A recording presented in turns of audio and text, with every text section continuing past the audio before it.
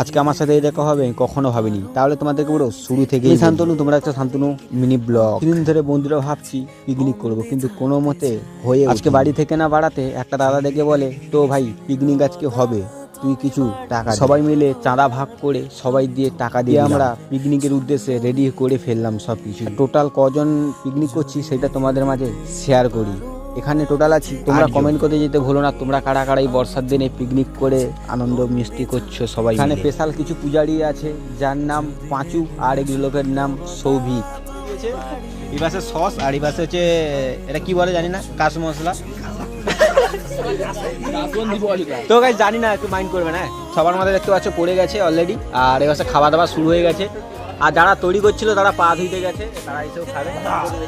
তো আজকে ভিডিওটা লং করবো না, আশা করি তোমরা দেখতে পেলে। আবার নেক্সট টাইম কোনো ভিডিও দেখা হচ্ছে। তোমরা তাহলে পিকনিক করতে পারো বর্ষার দিনে, আলাদা একটা লেভেলের মস্তি বা আনন্দ হয়েছে সবার মধ্যে। তোমাদের গ্রামে যারা বন্ধু বান্ধব আছে, চলো টাটা, ভাই নেক্সট টাইম কোনো ব্লগে দেখা হবে তোমাদের।